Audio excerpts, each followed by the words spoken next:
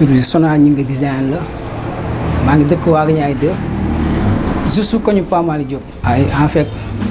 moom Wagueniaye laa juddu fii laa yaroo et puis jàngee ñëw HLM en même temps defaale formation waaye dëkk bi si dëkk Wagueniaye maanaam nekkul question de dara yàgg ñawal itam sama grand frère yoo xam ne si Wagueniaye lañ dëkk xëy na looloo tax parce que ñaw bu may ñaw dama ko bëgg et puis te ku may ñawal itam damay ñaw ak yéene ba nga xam ne boo génnee en fait yeneen clients yi dinañu ñëw pour def si seen commande moo tax ñu may ñawal ñu ëpp dëkk Wagueniaye ku ma si ñawal di ma indil client boo xam ne daanaka dama koy ñawal quoi. waaye en fait comme si été lañ ne en fait daa am tissu yoo xam ne day diis si tàngoor gi léegi tissu yi nii tissu bal la damay dem si bal bi xool tissu yoo xam ne par exemple dina neex si tàngoor bi parce que li coton 100% la et puis te tissu bu raar la itam boo ko jëndee si bal bi pour nga raar nga gis ko pour keneen solaat ko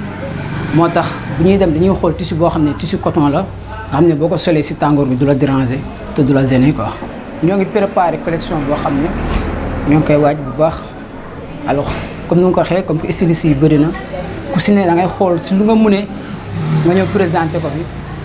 waaw ñun moom comme ni ma la ko waxee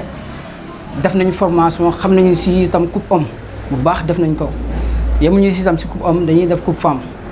ñaari coupe yooyu yëpp dañ ko jàng ba maîtriser ko soo ko présenté wu mën a ñëw tijji suñu atelier ak yu mooy loolu. dèjà ñoo ngi si tàmbale nañ si sax ñoo ngi tàmbale parce que comme ni ma la ko waxee rek dañoo nekk ay ndaw mais ñun suñu bët dañoo séentu foo xam ne daanaka fu sori la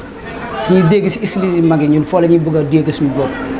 en fait comme ni nga ko waxee ñun ñoo ngi si bu baax a baax parce que collection bi ñoo ngi koy waaj comme ni nga ko waxee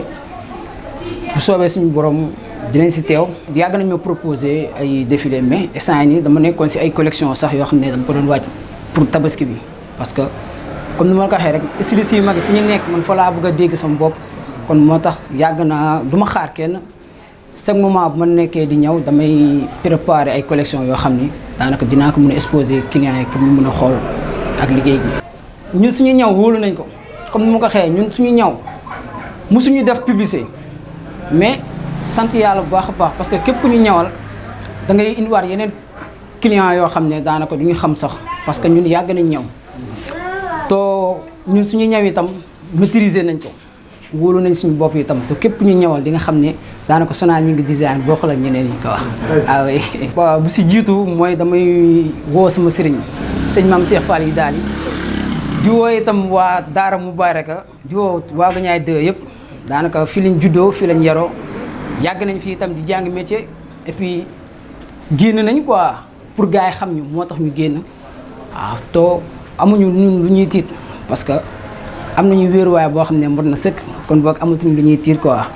bés bi ñoo koy waaj waaw ñoom ñëpp maa ngi woo ñëpp daanaka Wagueniaye boobu fii laa juddoo fii laa yaroo ñoom ñëpp maa ngi leen di woo bàyyi ma kenn le 10 juin incha allah.